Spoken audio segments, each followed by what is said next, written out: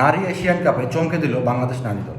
এবং এই Asian cup সিডনিতে আজ বাংলাদেশিদের সামনে চমৎকার খেলেছে 9বারের চ্যাম্পিয়ন চায়নার বিপক্ষে। এবং সবচেয়ে বড় যে ব্যাপারটা, ঋতুপর্ণার একটি লং রেঞ্জ শট নিয়ে সবচেয়ে বেশি আলোচনা হচ্ছে, যেটি গোল হলে হয়তো সবচেয়ে বেস্ট গোল, বাংলাদেশের সেরা গোল হয়ে যেত সেটা। এবং চায়নার সাথে যদি এক গোলে বাংলাদেশ ওই সময় লিড নিত, তাহলে রেজাল্ট কী হতো সেটা নিয়ে আসলে সবার জল্পনা কল্পনা চলছে এবং আলোচনাও চলছে।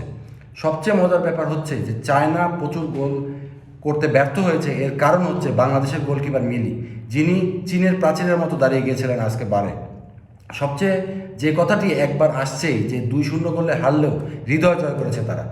কারণ সবাই ভেবেছিল যে 9বারের চ্যাম্পিয়ন চায়না, অনেক স্ট্রাকচার তাদের ভালো, তারা অনেক উন্নত দেশে তাদের, এবং তাদের ফুটবল কাঠামো ভালো, তারা হয়তো আরও বড় ব্যবধানে জিততে পারতো, কিন্তু সেটা হয়নি।